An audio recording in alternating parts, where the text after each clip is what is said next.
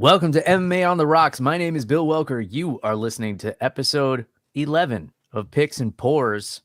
Today is Thursday, January 11th, one day before my daughter's birthday. So, Ariana, if you ever go back and listen to these episodes, very happy birthday. Very happy 6th birthday. And Daddy loves you very much. Now, let's get into some picks and stuff. But before we do that, let me introduce from all the way across town, Matt the Mechanic. What's going on, Matt? Hey Bill, how's it going? And happy birthday to Ariana. Thank Hey, you. we're approaching some fights, man. It's been so long. I was starting to get behind those co-ed fights you were talking about last week. Yeah. Yeah. I mean, I don't know if they're co-ed technically, but I did see a co ed MMA fight on Instagram today. well, it's better than my feed is like full of just people just getting murdered. What does that say about you? Well, I don't know. I think it's more about what my friends send me because man, I got some I, stuff. I'll go out to grab a smoke at work, and I'll be like, some guy getting his head cut off. I'm like, okay, wow. here we go. Yeah. I know there's certain people that if they send me direct messages on Instagram, I can't open it in public. But yeah, I guess that does affect your algorithm, huh? If people like send you stuff and you open it. Yeah, I mean, I guess it's what you hover on. I mean, but man, some of it's just like, sheesh. Wow. All I'll right. start sending them your way. See if we can swing your algorithm this way. Oh, great. Thanks. My algorithm is all like whiskey and jujitsu memes. Well, that started to bleed into mine. I get a lot of bourbon too. Do you? Yeah, I'm getting a lot of. I send you some of them. Speaking of bourbon, before we get into the fight picks, um,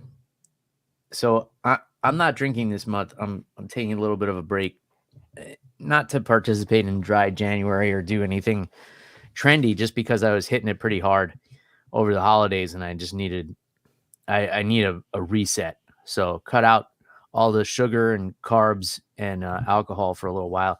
I don't know if I'll go the whole month. One, because my wife's leaving for Atlanta on Saturday for a week and a half. So I'm going to be on single dad duty. So I may have to have a little nightcap. And two, I picked up this bottle. This is Traveler whiskey. Now, this is not bourbon, but this does come out of Buffalo Trace. However, the whiskey contained in this bottle is not made by Buffalo Trace. So what they did was the master distiller there got together with Chris Stapleton, the country music singer. I think he's a Grammy award winning country music singer. Yeah, he's the man. Yeah. Yeah, he's You probably gotta go one check him out. You got to check out his. He sung the national anthem one, I think, 2 or 3 years ago. Oh, one of the best. and went viral. Yeah, the dude's got a crazy voice. I I don't think he drinks though. I know he's got that Oh, Tennessee whiskey song, but I think the guy is sober. So I don't know why his name is attached to this or what the backstory is, but this whiskey just came out last week. I managed to snag a bottle. I snagged one for you as well, which I have sweet. to drop off. Remember, I got an And Eagle Rare over here for you. oh yeah, that's right. It's a nice trade. Yeah, sure. Well, we'll see. We don't know what this tastes like. Yeah. So it's a blended whiskey. Supposedly the story is they took 60 different blends and I guess they were just all numbered, and this was number 40. So it's called Traveler Whiskey Blend number 40. And that's the one they decided to bottle with Chris Stapleton's name on it. Now, I'm skeptical for a few reasons. One, any celebrity alcohol is usually not great. Um, you know, I know I'm contradicting myself because I said how much I love Bob Dylan's bourbon, but 9 out of 10 times, and a celebrity attaches their name to something, and it's not great. But Buffalo Trace does put their name on it. It does say blended and bottled by Buffalo Trace Distillery, so that's got to say something. They're not gonna just put their name on anything. Where does it say Chris Stapleton on it? Oh, um, So it doesn't lead with it. No, it's right. Well, it's Traveler whiskey, and he has that song, "The Traveler." Oh. Well, I mean, That's one. It like was the one of Bob his. Dylan one you brought up to me.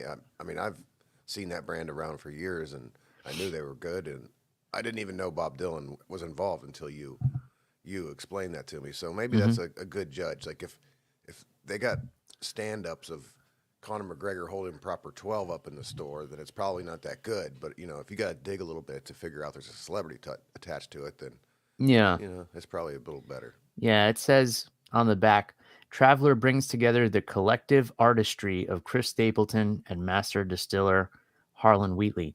So I don't know what Chris Stapleton's involvement in this was. I don't know if he was He tasting probably all the played whiskey. songs while they were tasting it.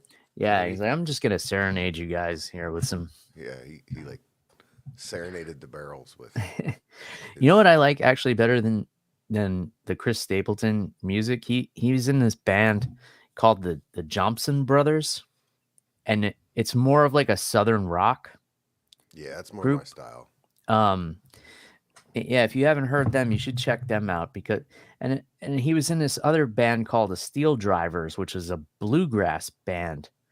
And in the Johnson Brothers Southern Rock Band, he does some of the same songs as the bluegrass songs, but he does them with like electric guitars and the tempo's cranked up a little bit. So I am a fan of Chris Stapleton. Obviously, I'm a fan of Buffalo Trace. I have so many bottles that come out of there in my collection here. So I'm curious, and I may have to break my no drinking streak just to get a timely review on this out. So if you guys are curious too, and you want to hear me crack this and review it before the end of the month, leave me a comment. I don't need much encouragement because I don't have a big moral dilemma about not making it to the end of the month without a drink. It's a lie from Satan, brother. Yeah, that clip was playing in my head when I agreed with my wife to go sober for January, but she's already backed out on some of our other deals because we said we were going to do cold plunges 3 days a week, and I've been doing it, but she hasn't. She's only done 2. So, Well, you just this is like a token. You got every time she misses one, you just take a little token. You set it on the table, and that's a little taste you can get. I yeah, don't then I know. get to have a little nightcap. All right, let's talk some fights. Let's do it. Finally. Yeah, finally. There's not much name recognition on this card. I think it's going to be one of those cards where nobody's looking forward to it. You sit down though, and it ends up being a lot of good fights that no one knows the name of who won. But Yeah, hell yeah. we're going to start with the main card opener. It's Phil Hawes versus Bruno the Hulk Fiera. Uh-huh. Hawes is a plus 105 underdog versus minus 135. I think the safe bet would be that this fight doesn't go the distance. These guys have 8 combined fights, only one that didn't end in a knockout. Mhm. Isn't Hawes the guy that had a lot of hype coming into the contender series because was he connected to John Jones in some manner? Yeah, he was a training partner of John Jones. I mean, I remember the contender series, and he had a lot of hype, but he just seems like he's doing well in fights, and then he just gets doinked. And yeah, Yeah, and I don't know if it's a cardio issue, if he just um you know, he blows so much energy in the first like 2 minutes, um or if it's a weight cutting thing, maybe he's cutting too much to get to 185 and it's affecting his chin. So he's been knocked out in 3 of his last 4 fights in the first round. Um and Fedea was also knocked out in the first round of his last fight, but that's his only loss. And he is 4 years younger than Phil Hawes. So who do you got in this one? I'm gonna take the Hulk. I'm trying to find the prop bet though, real quick, but it's not.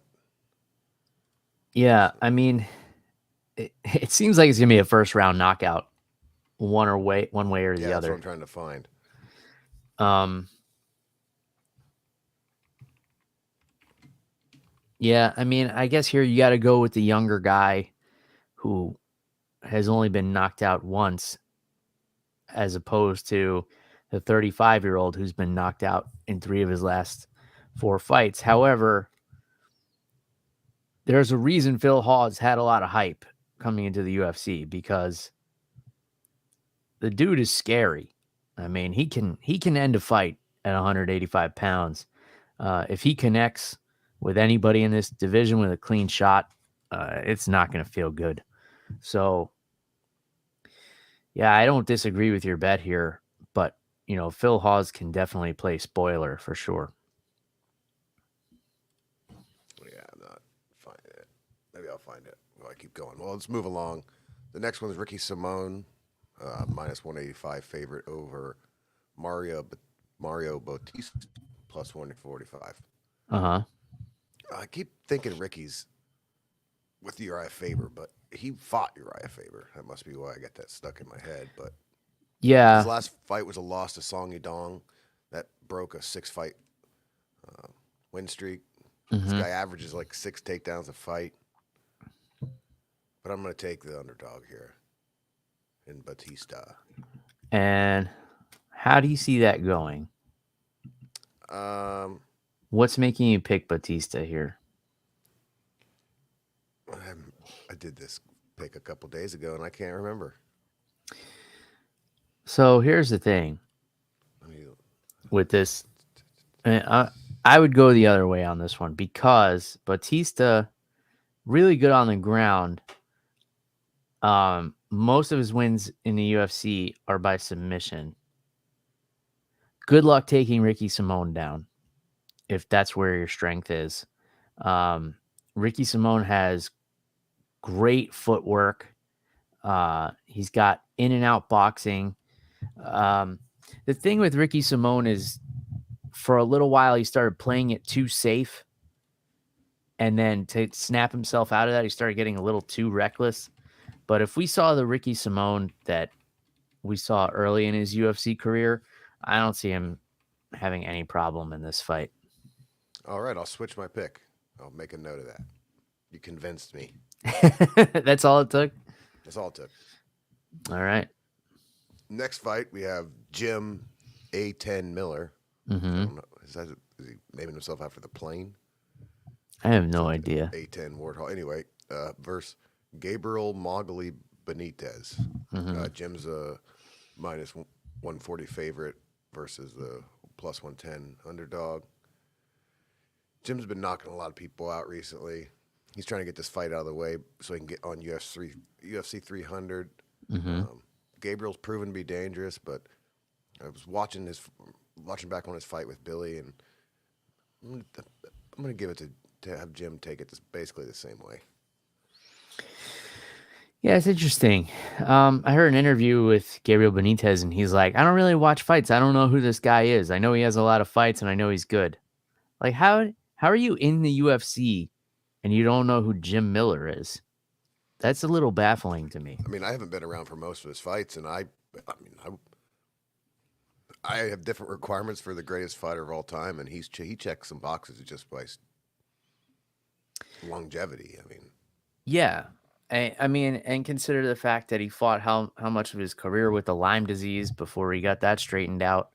What kind of career? We could have been looking at a championship career for Jim Miller. I think we're already looking at a Hall of Fame career with Jim Miller. Oh, for sure. I think how many records does he have? Time in the cage. So many. So many. And he's trying to, make a quick turnaround. I hope he doesn't put too much thought. Like, he's putting too much on that, but I'm going to go with Jim Miller. So Mowgli has been beaten up by our buddy Billy Quarantillo. His record is not great in the UFC. I thought it was going to be better going into this, actually, but he's lost 4 of his last 6, and in those he's been knocked out quite a few times.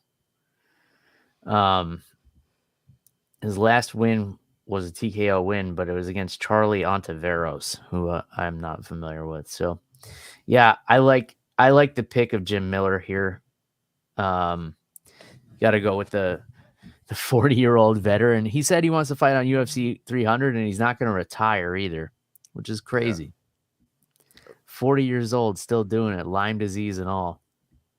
What a That'd be a savage. good fight with we were out talking about Tony Ferguson. There we go. Tony Ferguson. Jim But Miller. you said you want to give Tony Ferguson a winnable fight. I think Jim Miller would crush him. You're right. You're right. All right. Speaking of people we don't know about, co-main event: Matthias Nicolau plus 220 versus flyweight Manuel Starboy Cape minus 275. I don't have a pick for this because I have no idea who the hell these guys are. You don't know Manel Cape? Nope. He's I mean, maybe once I see him, I'll be like, oh, that guy. But, he's a guy who he had some how do I put this delicately? After he won his last fight, he had some homophobic slurs for Kai Kara France. And it was a night where DC was doing the interviews, and this particular homophobic slur was thrown around quite a bit, and he happened to be one of them. What's it rhyme with? Maggot. Oh, okay. Well, I'm proud of myself for coming up with that on the spot. But yeah, I would definitely favor Manel Cape in this fight. He's got to be pretty close to a title shot at this point. Manel is a guy who came over from Ryzen with a ton of hype, and he fought Alexandre Pantoja in his UFC debut and just didn't put his foot on the gas. And he didn't really get touched in the fight, but he wasn't pushing forward enough to get the decision. So he lost the decision there. Then he lost the decision to Matthias Nicolau, who he's fighting. It was a split decision. But since then, he's learned to put his foot on the gas a little bit more. And he has kind of adapted to the American style of judging. He's won 4 fights in a row. He has lost to Nicolau before, but I don't really see that mattering. I think the Manel Cape that we've seen in his last 4 fights, is not going to have a problem with Nicolau. Okay, well then I'll take the star boy, Manuel Cape. I don't think Mikey Musumeci is going to be taking this guy though, huh? Why? He doesn't like bullies, and you're saying this guy was being a bully. Yeah, well, I don't know if he's being a bully. He was talking to another professional fighter. He was just using some not nice words. I see a bully as someone like who picks on somebody that can't fight back.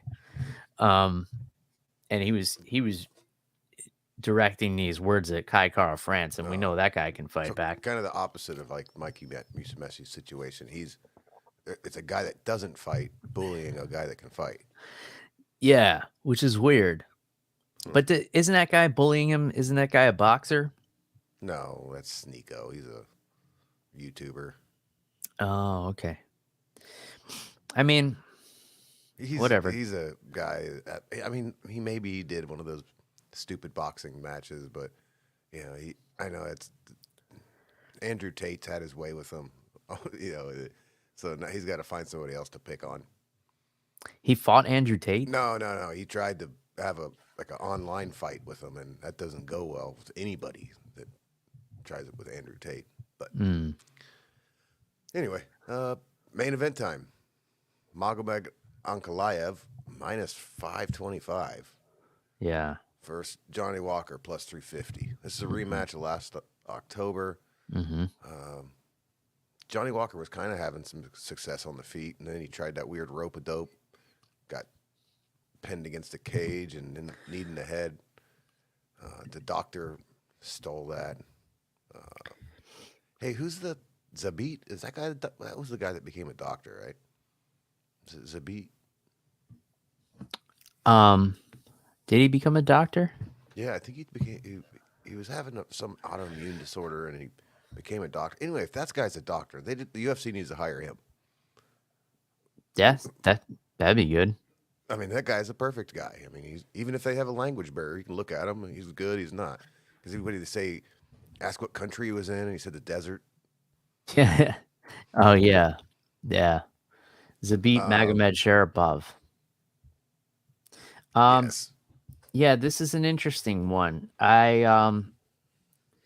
It's weird that Ankalaev is such a huge favorite. I mean, he made a mistake in the last fight, illegal blow. Um, but yeah, I didn't think it was like a blowout up to that point or anything. So Well, why? I mean, once he got him against the cage, he was stuck for a good minute. Mm. All right. But So who are I you mean, going I with? think he comes in with the same. Well, I think unless you talk me out of it, I think I'm gonna take Johnny Walker here, and maybe we can get out ahead. Get up some money for the beginning of the year. I'm not mad at that. I mean, he's definitely got a puncher's chance. Ankalaev is this guy's an anomaly.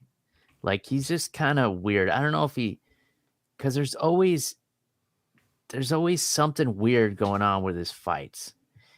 And here's a guy who, like, with his accomplishments, he probably should have fought for the title already.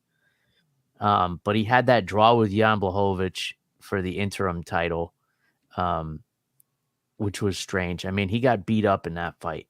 Um,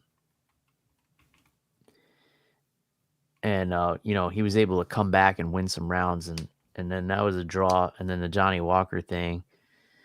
But if you look at his record before that, he knocked out Anthony Smith, win over Thiago Santos, beat Volkan Ozdemir, beat Nikita Krylov, beat Ion Kutalaba twice. Although there were some funny circumstances in that first fight with Kutalaba as well. Kutalaba was kind of doing the rope-a-dope thing, and the referee stopped that one early. So that's why they did a rematch, and then he knocked him out again in the first round. And then he KO'd Dalcha Lugiambula. So if you just look at his last, 6 or 7 fights, he's got an impressive resume here.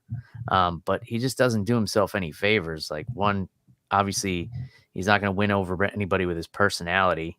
And 2, he keeps getting caught in weird situations in the cage. So, yeah, I'm not mad at the Johnny Walker pick. So I found the odds of the first fight going the distance with Philip Dawes. Mm-hmm. They're on the same page as us. It's not very good odds. Not worth it. Yeah, I mean, unless they both punch themselves out in the first round and then they just kind of hang on each other for the rest of the fight. But I don't see that happening. It's probably going to be a first round knockout. Yeah. So just to recap, I took Walker, Cape Miller, Ricky, Simone, and Benitez. Okay. Do you have the odds for the rest of the card in front of you? Yep. Can you give me the odds on Marcus McGee and Gaston Bolanos?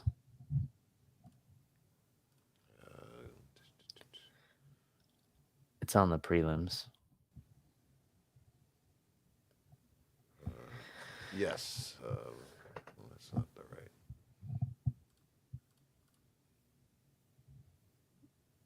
So this is a bantamweight fight, and I imagine Bolanos is going to be a favorite.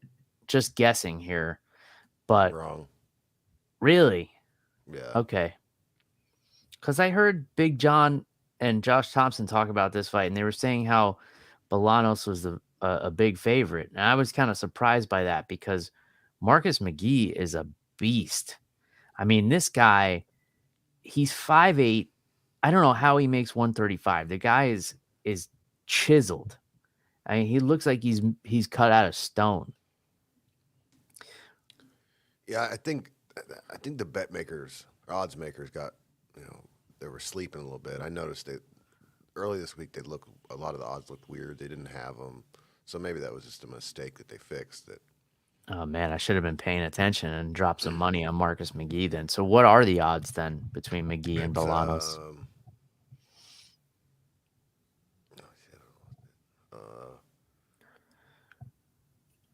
McGee's minus 225. Okay. Bolanos plus 185. Okay. Gaston Bolanos, the dream killer. You also have a big underdog on this card of Andrei Arlovsky at plus 500. Yeah, man. Andrei Arlovsky is still fucking doing it. Incredible. I mean, I would love to see him get on UFC 300 as well. He's going to be 45 next month. So he'll be 45 before UFC 300 takes place. this is a guy. I mean, he's done it all. He's been UFC champion twice. He's fought legends. Let's see, he made his UFC debut almost 24 years ago, November of 2000. And he had a bunch of fights before that. 2000? 2000. Keep in mind, we're in 2024 I was in middle right school. now. Yeah, I was in high school. I think maybe 10th now grade. I'm too old to fight, and the son of a bitch is still fighting. Well, clearly you're not too old to fight because you're still 10 years younger than Andrei Arlovsky, and he's doing it. Ugh. You're All younger right, so than that's that card. You're younger than Jim Miller too. Yeah. So there's some cool fights announced. Okay. Today, Whaley's fighting some person named Jan. That's one of our title fights on the UFC 300. And he did say that, Xiaonan Yan. yep, that one. Okay. And the winner is probably going to fight Tatiana Suarez. So my prediction will come true that she becomes the UFC champion in 2024. So then he did say at the end of that is there should be 2 or 3 more title fights on this card. On what card? UFC 300. Oh, that the Wiley Zhang fight is on UFC 300. Yes. Oh boy. I kind of think I figured this out too. Okay, let's hear it. UFC 300. It'll be 3 title fights. It'll be this one. It'll be Leon Edwards versus Beneil Dariush. Oh, And then the main event will be the winner of Sean Strickland Duplessis against a man named Israel Adesanya. you think so? I mean, we were talking last week. Who the hell is it? And it's either that or Connor. I mean, I just saw a picture of Izzy like fishing or something, and he's looking pretty thick. Is he? He You also think was he's in court anxious this to? week for his DOI. Oh, yeah. So he's dealing with all that. Well, that got dealt with. You don't think Conor McGregor fights at UFC 300? I mean, I told you that's what I think they're trying to do is Nate versus Connor. I really think that's what they're trying to do. It's weird that we see, apparently Nate's fighting Masvidal now in a boxing match in early March. Yeah, I saw something. I saw some headlines about that, but I haven't seen it from like a legit news source yet. Brendan this week was talking. Brendan's terrible at keeping things quiet, and I'm pretty sure he's working it. Like he was trying to beat around the bush, but he's like, doing the way he does his stuff is. I think that's gonna happen. They were even talking about that Dana has already given the pass to Masvidal to do it. That must mean he's got his hand in the pot. Either that, or he's getting Nate Diaz ready to come back, or any one of them. To be honest, I mean, what's Masvidal versus Connor would work too. Yeah, that works. Because I mean, Adesanya fighting one of those guys. That's a good main event, but I don't think that's UFC 300 quality. Or maybe they're just like, screw it. You guys get what you get. Yeah, like this is the way it shook out. We can't help it. What about a light heavyweight title fight? I mean, Alex Pereira has got a little bit of star power now. I think he's kind of like a scary boogeyman. If they can get a big name opponent in there with him, no, I don't think so. I don't know. It's just something about UFC 300 and the casuals. I know that they're all excited about it, asking me every day if there's news on who's going to be on it. I just think this is one of the big ways that the UFC makes their money and gets hype is these big giant cards, and I just don't see. I mean, so far it's a dud. is popular with those guys, but Yeah. Um, I don't know. Yeah, CM Punk versus Thiago Alves. I want to see. yeah. There was a UFC 299 fight that was announced that is. I was shocked, if I'm being honest, and it's Dustin Poirier versus Benoit Saint Denis. Yeah, that's an interesting Hey, one. before you What? respond, what was your very, very first thought when I texted you that? Why did Poirier agree to this fight? Mine was similar, but it was more along the lines of, God damn, he's a badass. Poirier? Yeah. I mean, yeah, he is. Because what a risk. I mean, high risk, low reward here. Because if he beats him, like hardcore fans know what a tough fight this is. But like casual fans have no idea who Benoit Saint Denis is. If he comes in and smashes Poirier, then like that's it. Poirier's hopes of a title run are done. Yeah, but I think Poirier's made. I mean, I know Poirier's made a lot of money in his career, and I think he might. This fight might be him seeking the exactly what you're talking about with the hardcore guys. You know, he wants a legacy, and I don't care. This builds a. Yeah. It gives. I have a lot of respect for that because I mean that's Yeah. I a mean, if he's able, I guess if he's able to take out this kid and then he Or he's goes not on a to kid. be a champion, He's older. Benoit, Yeah, isn't he like I don't know. Pull up his age. And is he's oh in the no, he's top. 28. Okay. Yeah. He's a kid. Looks 42. Um, yeah, he does look older. He's got that kind of weathered look to him, like I do. Um, and what's he ranked? Do you know? Nada. Oh, he's got to be ranked. Yeah, he's ranked 12, Oh. and Poirier's ranked 3. So, is this the headline of UFC 299? No. The headline is Sean O'Malley. Oh, okay. Interesting. Yeah, that's what I was thinking about it. Well, do they need the help to sell this card, and O'Malley doesn't sell like they think he does, or is Dustin just getting paid? Like, I mean, or does Sean O'Malley sell a lot, a shitload of pay-per-views, and they go, "Hey, Dustin, we'll give you points if you fight this crazy guy." He's like, "All right." Yeah, I mean, I guess everybody else is tied up. Like Gaethje just kind of got the shaft, right? Because they announced Armand Tsarukyan versus Charles Oliveira, and the winner is going to fight for the title.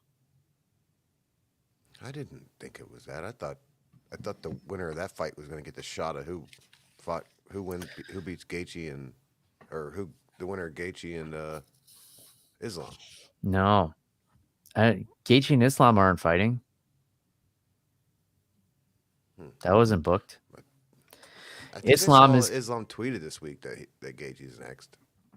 I saw him say that the winner of Tsarukyan and Oliveira is next. I think something happened with Gaethje in the UFC where they offered him a fight because Islam is probably not going to fight until after Ramadan. So that's March. So that brings us past UFC 300. So Gaethje was probably offered a fight against maybe Tsarukyan or Oliveira, and he probably said no. So now they're just going to bypass him, and they're going to do Oliveira and Tsarukyan. The winner's going to fight Islam for the title. That's what I think. We'll see. I want to see. I don't know. As we were talking last week, the 155 division sucks. And speaking of sucks, do you see John Jones have to have another operation on his pec On his pec? or some other surgery? I assumed it was on his pec. No, I did not. So there was complications with the first surgery. Pull it up.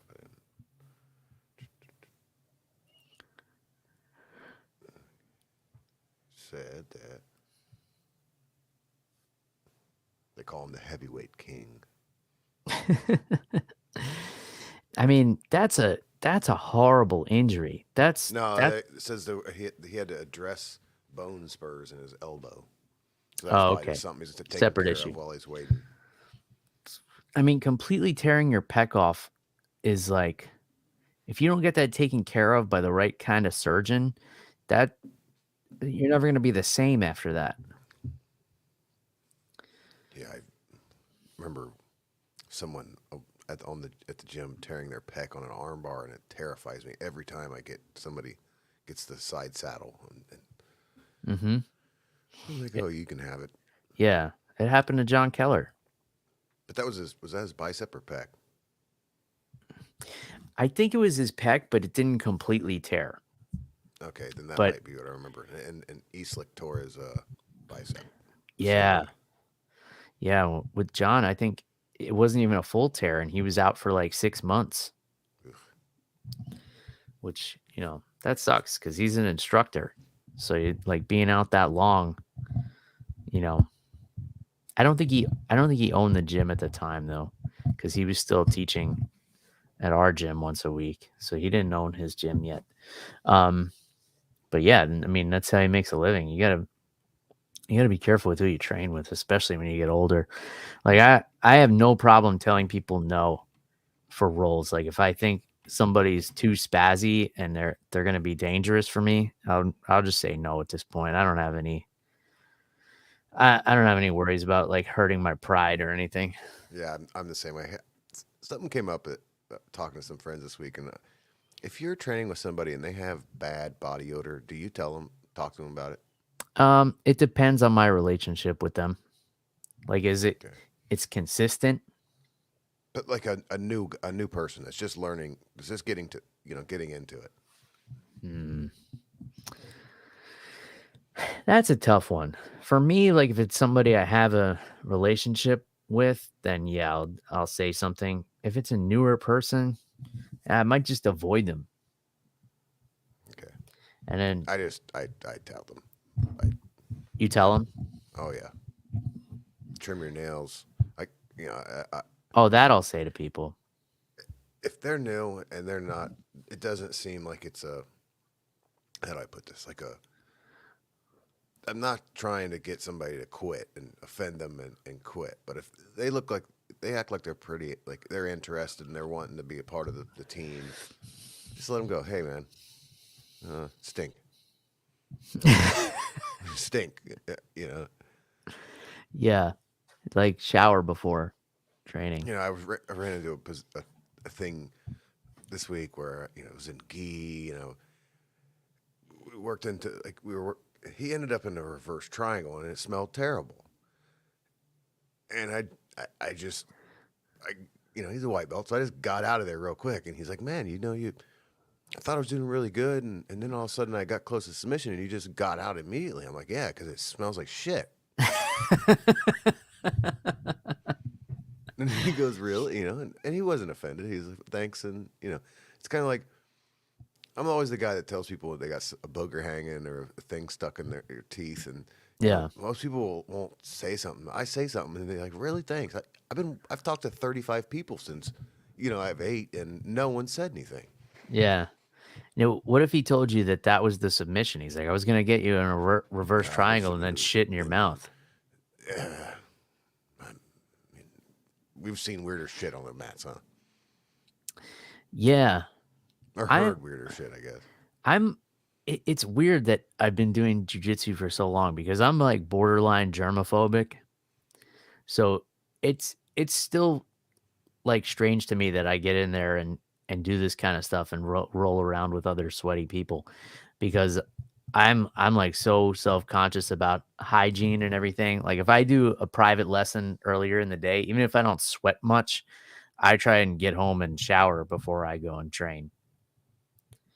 Oh yeah, I'm the same way. I consider myself germophobic, but I brush my teeth, make sure I chew gum, wash my hands before. I couldn't imagine going out there like some of these people do. Yeah. Yeah.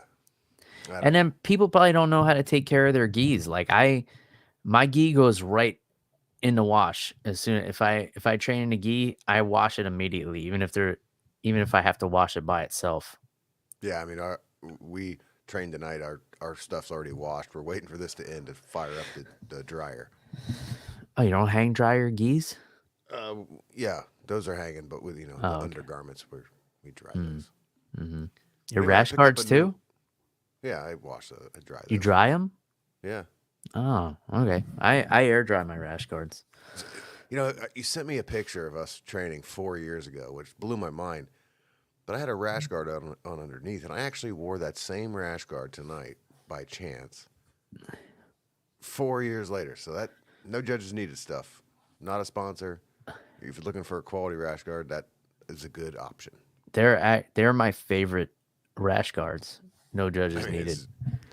I have other brands. I've tried to, I really my second favorite brand of no-gi clothing is actually the Represent, the one that sponsors Nate Diaz. That's got good stuff, but no judges needed is the way to go. Yeah, I mean, I Or only Team have Reaper if they have rash guards. I'm not sure.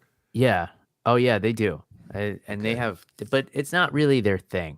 But their rash guards are excellent. I have a bunch of them, and they have really cool designs as well. Team Reaper. Cool. But yeah, the no judges needed. I only have 2 of them, and one of them I can't even wear anymore because it's a ranked blue belt rash guard. So I don't feel I'll wear it like under my gi, but I don't wear it for no gi. But yeah, they make great stuff. Speaking of Team Reaper, we have our merchandise available. MMA on the Rocks t-shirts, tank tops, and hoodies. Reaper1.co is the website. All the links are in the show notes. As always, promo code MMA Rocks 10 will save you 10% on your whole order. Whether you're buying my merchandise or you're buying yourself a Team Reaper rash guard, which they really do have some cool rash guard designs. I love the American flag one, and then they have like a samurai one that I wear pretty often. They got some really cool stuff.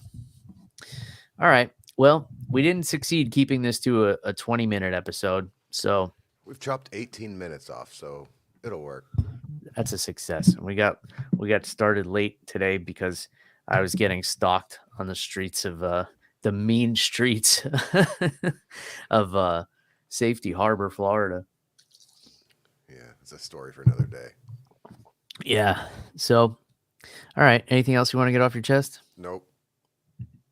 All right. Well, we'll leave it at that. Next time I talk to you all, we'll actually have some fights to talk about. It'll be pay-per-view week.